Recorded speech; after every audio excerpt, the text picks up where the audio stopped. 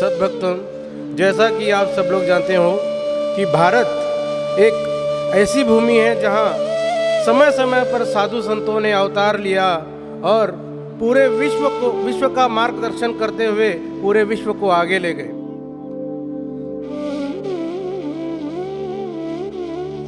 7 ದಿನಗಳು ಕೂಡ ಆ ಗುರುಗಳ ನಾಮಸ್ಮರಣೆ ಮಾಡಬೇಕು, ಅದರಿಂದ ಅವು ಫಲ ಬರಬೇಕು, ಎಲ್ಲರಿಗೂ ಕೂಡ ಎಲ್ಲ ಜನಗಳಿಗೂ ಸಮಸ್ತ ಜನಗಳಿಗೂ ಕೂಡ ಒಳ್ಳೆಯದಾಗಬೇಕು ಅನ್ನೋ ಒಂದು ಅಭಿಲಾಷೆಯಿಂದ ಇಲ್ಲಿ ಈ ಕಾರ್ಯಕ್ರಮವನ್ನು ಸನಾತನ ಧರ್ಮವನ್ನು ಉಳಿಸಬೇಕು ಅನ್ನೋ ಇದಕ್ಕೋಸ್ಕರವಾಗಿ ಇವರು ಇಲ್ಲಿ ಕಾರ್ಯಕ್ರಮವನ್ನು ಏರ್ಪಾಡು ಮಾಡಿದ್ದಾರೆ.